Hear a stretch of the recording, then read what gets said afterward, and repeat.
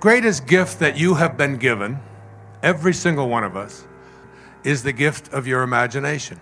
If you advance confidently in the direction of your own dreams, your dreams, and endeavor to live the life which you have imagined in your imagination, you will meet with a success unexpected in common hours. It will chase after you. You have to know that. It's the famous story of the cat and the kitten. The little kitten is out in the alley and he's chasing his tail, and chasing and chasing and chasing and chasing and chasing his tail, which is what little kittens do. And this old alley cat comes up to it and says, "What are you doing?" And he said, "Well, I just returned from cat philosophy school. And in cat philosophy school, we learned two things. That number one, the most important thing for a cat is happiness. And number two, that happiness is located in my tail. So I have figured out if I can get a grip on it and get a hold of it, and once I get a hold of this thing, I'll have a lock on eternal happiness." And the old cat looked at it and said, "You know, I've never had the same privileges you had.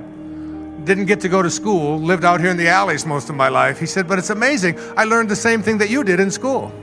I learned that indeed the most important thing for a cat is happiness, and also I learned that it's located in my tail." He said, "The only difference between you and I is that I've discovered that when I do the things that I have imagined and live the life that I want to live, it follows after me wherever I go. It follows after me wherever I go." And all I can say to you is that I live this, and I know that. And Maslow taught it to me when I was just a young doctoral student in my 20s. And it was this whole idea that when you detach from outcome and you fulfill your passion and you listen to your heart, that you will get the guidance that you desire as long as you stay aligned with the way that God thinks. This is why I think most of us aren't able to move past ordinary levels of consciousness, because we are not thinking the way our source thinks, which is, how may I serve instead of what's in it for me? Which is, what may I do for you instead of how much am I going to get? Which is, how can I offer you what I have? How can I make for you, how can I want for you the happiness that I seek? How can I want it more for you than I do for myself? That's what meaning is. The end of the shift and the beginning of the shift has this quote. The Bushmen in the Kalahari Desert talk about two hungers. There is the great hunger and there is the little hunger. The little hunger wants food for the belly, but the great hunger, the greatest hunger of all, is the hunger for meaning. There's ultimately only one thing that makes human beings deeply and profoundly bitter, and that is to have thrust upon them a life without meaning. There's nothing wrong in searching for happiness, but a far more comfort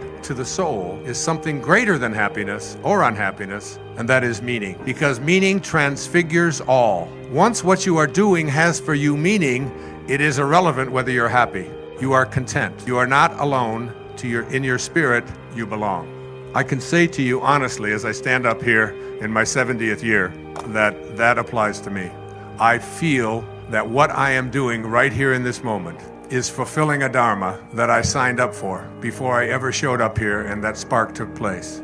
It's almost as if God said to me, "What do you want to do in this lifetime?" And I said, "I would like to teach self-reliance." And God said, "It's a whole lifetime just doing that?" I said, "Yeah, I'd really like to teach people that in this lifetime." And God said, "Then we better get your little ass into an orphanage and you'll learn to rely upon yourself. And once you experience that, no one will ever be able to dissuade you." And what I'm saying to you now in these next few moments is that I know, I don't just believe it, I live it and feel it in here. I know that I am capable of, and every one of you are capable of, because we're all pieces of God, that we all know everything and we're all powerful, and that whatever we put our intention on, if we stay aligned up here and think and act this way rather than down here being consumed with our greed, that whatever it is you would like to attract into your life, you do not get what you want, you get what you are. You will attract who you are and what you are. So this great gift of your imagination is the first thing. And the imagination is the place within you where you have to go to place into your consciousness, into your mind, what it is that you would like to attract into your life. Whether it's health, and I do this with this leukemia every day. I do not fight it. I'm not angry at it. I invite it to leave if it wants to, but if it wants to stay with me, I invite it to stay with me peacefully and lovingly. And I know that I showed up when I was supposed to, and I will shed this body when I'm supposed to, and I'm not in any fear about when that is supposed to happen. I just am totally at peace with it all of it, okay? So in your imagination, you have to remember that everything that exists, just look around you. Look at what you're wearing. Look at the chairs that you're sitting on. Look at this building. Look at this screen up here. Look at everything that is taking place in your life. Everything, whatever it is, understand that it first had to be imagined. It started out as a thought. We are all thoughts of God. Now, if you know that everything that ever existed once had to be thought, then you start, and as I used to tell Sky this over and over again, you must contemplate yourself surrounded by the conditions which you wish to have show up in your life. You must contemplate this. Your thoughts in your imagination, you continuously contemplate what it is. You know, the law of flotation was not discovered by the contemplation of the sinking of things. The law of flying, these beautiful machines that fly over and take us all over the world, was not discovered by the contemplation of the staying on the ground of things. It was contemplated by someone or several people who contemplated heavier than air objects moving through the air at a certain speed with wind pushing under that, and that's what they contemplated, and they wouldn't allow themselves. You can't, if you contemplate things not working. I'm on an airplane, and I'm sitting next to a woman who's a photographer on Maui, had just done a wedding and was flying back to San Francisco. And she's got all of this equipment, and I said to her, you're a photographer? Is that what you do? She said, yes. I said, do you like it? She said, yeah. She said, but I'll never get rich at it. I said, would you like to get rich? She said, well, of course, who wouldn't want to get rich? I said, let me see who I'm going to sit next to for the next 5 hours. I'm sitting next to someone who believes that she can't get rich and anticipates that it will never happen for her, even though it's something that you want. Is that what you're saying? We had this, she was very nice talking to her, and a very sweet lady. But so often this is what we do. We have thoughts in our head about what we can't do, and then we wonder. I used to give the example of if I gave you $1 million and I said to you, take this $1 million and go out, and this is your currency to purchase anything that you want, anything at all that you want. And so you go to the mall, and the first store you come into has a group of these ugly old rugs, and you say, I'll take 2 of those. They're $50,000 a piece. And you say, but you don't even like them. I know, send them to my house. And then you look at another store, and they are selling lamps, and the lamps are just hideous looking. And you say, I'll buy 10 of those. That'll be $100,000. And then you get home and you realize that your house is filled with all of this stuff that you don't want. And you say, how come my whole house is filled with things I don't want? It's because you're crazy. It's because you've been given a currency to attract what you do want, and you put your attention on what you don't want and spend your currency thinking about all the things that you don't want, which is what your thoughts are. You never want to put your attention on what you don't want unless you want to attract what you don't want. You don't ever want to think about what's missing in your life unless you want more of what's missing in your life. You don't even want to think about what is unless you want more of what is to continue showing up in your life. You want to use your imagination to place in your imagination what it is that you would like to attract into your life, and you hold on to it. And that's the secret. It's called having a burning desire. I learned it from Napoleon Hill in Think and Grow Rich. People who are able to attract prosperity into their life have a burning desire, and they never place their thoughts on what they can't have. They just don't think in those ways. Self-actualizing people always place their attention on what is showing up in their life. So the first thing you do is you place in your imagination what you would like to attract into your life, and you hang on to it. The second thing you do is you live from the end instead of about the end. Living from the end means that you act as if what it is that you would like to attract into your life is already here.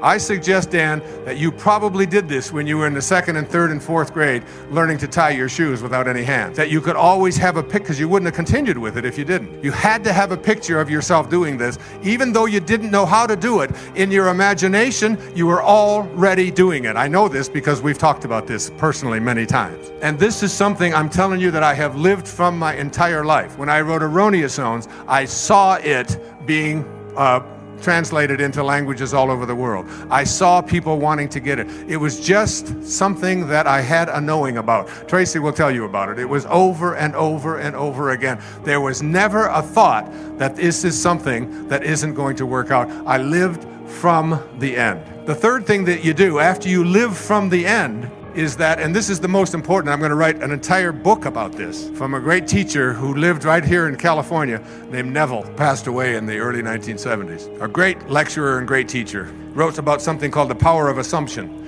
That when you assume something to be true, and not only do you assume it to be true, you hold on to it in your imagination, that the assumption of it, if you assume the feeling of the wish fulfilled. Now, I've talked about three things here, and I'm doing this quickly. I could usually do this in several hours with each one of these. In your imagination, you place what it is you would like to attract, how you would like your life to go, whatever it might be. You think from the end. You're always acting as if what it is that you would like to attract, even if it may not have shown up in the physical world for you, you don't even pay attention to that. It's in your imagination because you know that you can't manifest anything unless you're willing to imagine it, because everything that has ever showed up was once imagined. And then you assume the feeling of the wish fulfilled. And what is the assumption of the feeling of the wish fulfilled? Where do you feel things? You feel it in here. You feel it in your gut. You feel it in your heart. You feel it in your head. You feel it. You assume the feeling of this wish, whatever it is you would like to attract into your life, being fulfilled. You live this way. Some call it living a fantasy. Some think that it's just pie in the sky.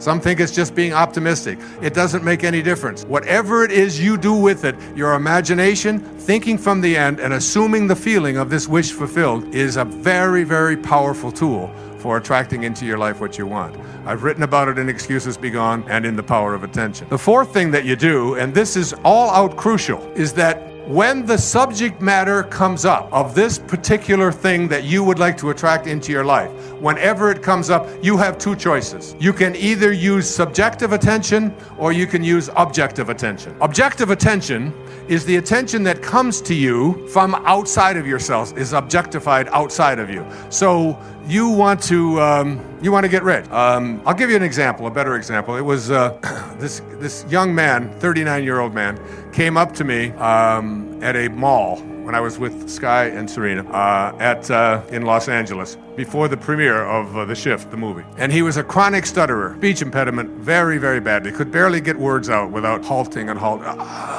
just very difficult. His name was Vincent. Took me 5 minutes to figure that out. So Vincent started talking to me. He recognized me, but he didn't know if he could come up or not. And he had read and seen me on public television and read some of my books, but he'd been stuttering since he was 3 or 4 years old. And I said to him, he asked me if there was anything that I could do to help him. I said, okay, in your imagination, Vincent, I said, can you picture yourself as being free of stuttering? Can you picture yourself in that way? And he said, no. I said, well, then I can't help you. He said, wait. I said, okay, you can go. And we started to turn around. He said, no, wait. He said, okay. He said, I can do that. I said, now I want you to get a picture of yourself as being able to speak without halting. Oh, okay, I can do that in my mind. I said, only in your mind. You don't have to do it physically. It doesn't make any difference because your mind is where everything is created from. Okay. Now, can you live from that end rather than about that end? Well, that was very hard for him to do, but I said, but in your imagination, can you live from the end? He said, yes. I said, now what does that feel like? Picture it. You're living from that thing. Assume the feeling of this wish fulfilled. What does it feel like? And he said, it feels great.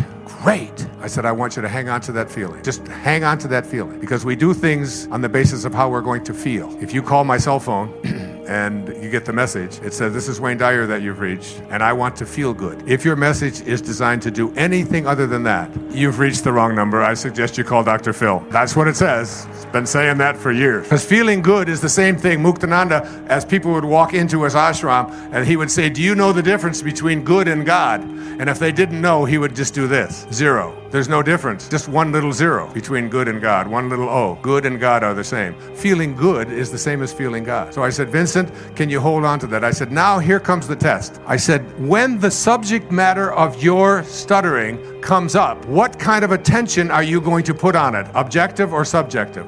Objective is, you've been stuttering since you were 3 years old. That's 36 years. So you're pretty much stuck with that in your life. What does that do for you? What do you do when you hear that? When you see research studies that say overcoming it after this many years is impossible? What do you do with that? You can return to the place in your imagination where you have already decided to live from that place and just go there. That's called subjective attention. But if you use objective attention, you'll say, oh, they're probably right. I can't do that. It's like the woman next to me saying, I'll never get rich at it. Why not have in your imagination getting rich? And why not every time the subject matter of whether you can get wealthy doing weddings on Maui, for you, in your imagination, you go to the place where it's bringing all the riches that you want. You are content.